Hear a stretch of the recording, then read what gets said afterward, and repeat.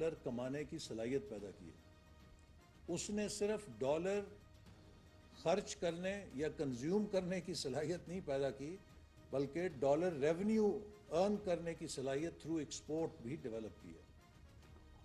چاہے وہ جاپان تھا، چاہے وہ ساؤتھ کوریا تھا، چاہے وہ ملیشیا تھا، چاہے وہ ویتنام ہے، چاہے وہ چائنا ہے، چاہے وہ بنگلہ دیش ہے، چاہے وہ ٹرکی ہے، چاہے ہمارا ہمسایہ ملک انڈیا ہے، چاہے انڈونیشیا ہے، جس کو بھی آپ مثال لے لیں، ہر ملک نے اپنی ترقی کو تھرو ایکسپورٹ آگے فائنانس کیا ہے، چونکہ اس سے جو زر مبادلہ وہ کماتے تھے اس سے وہ اپنے انفراسٹرکچر ڈیولپ کرنے کی اور اپنے ترقی کی ضرورت کو پورا کرتے تھے۔ ہم نے سم ہاؤ 60s میں کسی نے ہمیں پڑھا دیا امپورٹ سبسٹیٹیوشن کا ماڈل، اور اسے سینے سے لگا کے ہم چلتے رہے، اور کسی ڈیموکریٹک گورنمنٹ کو یہ سہولت حاصل نہیں رہی کہ اسے 10 سال کا ایک تسلسل ملتا، کیونکہ جو اسٹرکچرل چینج ہے یہ اس کی پالیسیز کامیاب ہوتی ہیں اگر کم از کم 10 سال کی کنسسٹنٹ پالیسی پاتھ ہو۔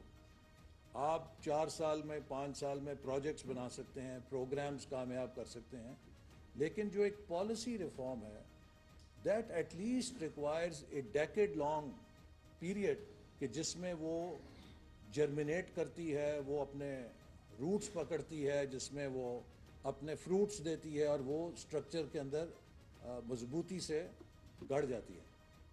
اسی لیے آپ دیکھیے کہ تقریباً یہ تمام ممالک جن کا میں نے نام لیا، ان میں سے کسی بھی ملک کے اندر جہاں ڈیموکریٹک سسٹم بھی ہے، they have had 10 years plus spells of continuity of governments۔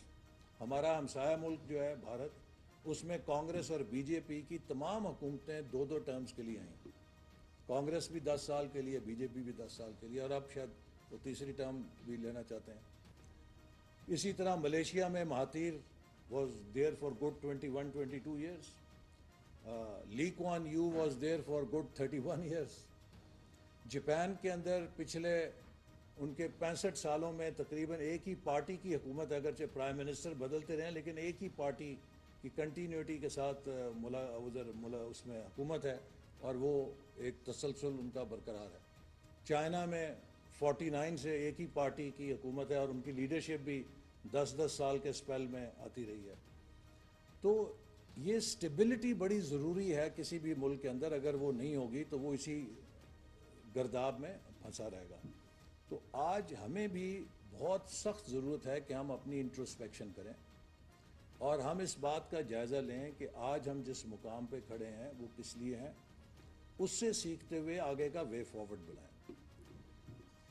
میں نے ذاتی طور پہ 2 کوششیں کی جس میں میں خود شریک رہا۔